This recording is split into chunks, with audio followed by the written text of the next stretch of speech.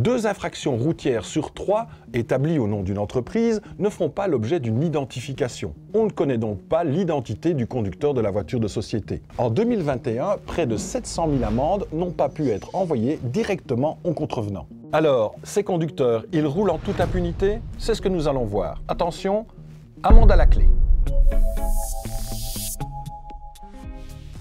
C'est ici, au SPF Justice, à Bruxelles, que sont traitées toutes les amendes routières de Belgique, environ 5 millions par an. Alors quoi, les conducteurs de voitures de société, ils échappent au contrôle?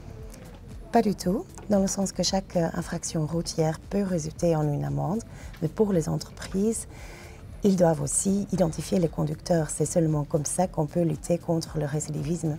Beaucoup d'indépendants sont un peu perdus. Payer une amende pour une infraction routière ne suffit pas. S'ils ne communiquent pas leur identité, ils devront également payer une autre amende d'environ 500 €. Ils peuvent la recevoir jusqu'à 2 ans plus tard. Une mésaventure que Christophe Maquinet a vécue. Il conteste cette amende.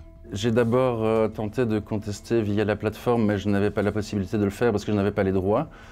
J'ai ensuite appelé le numéro de téléphone pour demander le formulaire version papier qui m'a été envoyé. Et là, sur ce formulaire, il est inscrit « infraction routière ».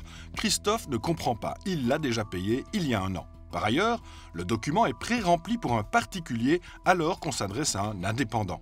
Qu'en pense-t-il? Pour ma part, s'il y avait un manquement ou une amende à payer, on aurait d'abord dû recevoir un premier appel 1 mois ou 2 après l'infraction elle-même, mais pas demander une amende aussi élevée après 1 an. Je pense que ce n'est pas une méthode correcte.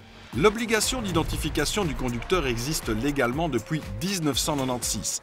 La justice se réveille donc un peu tardivement pour trouver l'identité des conducteurs.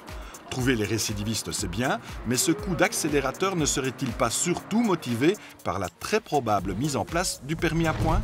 Ce débat est encore ouvert, mais il est clair que n'importe quelle stratégie ou politique qu'on va suivre, que des numérisations seront indispensables pour y arriver. Le système d'identification a été simplifié, on va vous expliquer comment. Tout d'abord, authentification du représentant de l'entreprise. Ensuite, recherche des amendes attribuées aux conducteurs encore non identifiés. Enfin, formulaire en ligne à compléter. On va avoir des questions auxquelles il faut répondre. Est-ce que vous êtes le propriétaire? Oui, je suis propriétaire. Oui, je connais l'identité de la personne. On va avoir un PDF qui va s'afficher. On va pouvoir vérifier ces informations. On soumet l'identification du conducteur. Et voilà, la tâche est réalisée. Il n'y a pas qu'une seule plateforme publique pour s'identifier en tant que conducteur de voitures de société. Il y a aussi un site privé, le seul en Belgique. Cette société annonce la gestion d'un parc d'environ 600 000 voitures. Elle dit avoir plusieurs années d'avance sur le site du SPF Justice. Le service est payant, mais il présenterait un avantage. La grande différence, c'est que nous, on permet d'enregistrer une fois seulement le conducteur habituel. Et ça veut dire qu'à chaque fois que ce conducteur fait une amende, il ne doit pas se réidentifier sur la voiture comme responsable de l'amende.